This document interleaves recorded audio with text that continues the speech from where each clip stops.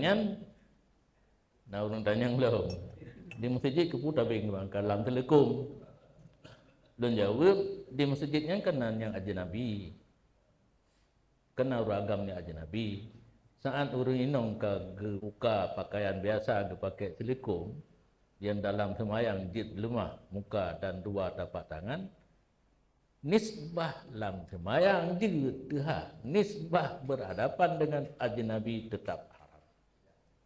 Jangan habis surah tekankan surah kita. Contoh long. Urinang dalam ihram hanjit tuk muka. Menyeeknan tapi yo bebas saja urinang. Padahal hanjit tuk muka min haisu ihram. Min haisu berhadapan dengan ajnabi wajib tuk. Solusi pakailah kaya lah kita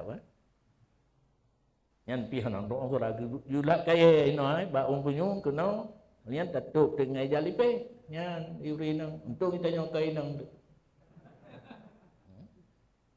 berarti karena ihramnya hari untuk lagi penuh karena sembahyangnya boleh buka tetapi menyana urang ajnabi tetap haram maka pakai dabing kurinang karena uragam lewat tamang la masjid kalau ada dabing yang dit jadi be kenan anak butuh surah payah butuh segi ihram haram tu segi berhadapan dengan ajnabi wajib tu solusinya bukan kita jino na nakalan topi awak menggolok awak inang biasa pakai ruhum ino pedi panjang yang kali lumpurno urung dia wajib nemida tupi pednya itu ngejalipe kat itu bede warna kulit muka ba agama Nabi umrah